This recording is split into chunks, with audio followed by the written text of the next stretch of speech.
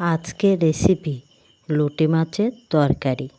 প্রথমেই কড়াইতে সাদা তেল সর্ষের তেল গরম করে কালো জিরে পেঁয়াজ কুচি দিয়ে একটু বাদামি কালার করে আদা জিরে সর্ষে কাঁচা লঙ্কা শুকনো লঙ্কা একসাথে বাটা মশলা দিয়ে নাড়াচাড়া করে হলুদ গুঁড়ো চিনি পরিমাণ মতন লবণ দিয়ে নেড়েচেড়ে অল্প জল দিয়ে মশলা কষিয়ে নেব।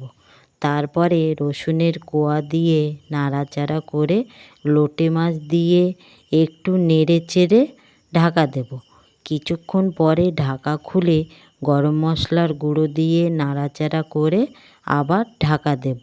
একটু পরে ঢাকা খুলে নামিয়ে নেব। তোমাদের ভালো লাগলে লাইক কমেন্ট করে জানিও। ধন্যবাদ।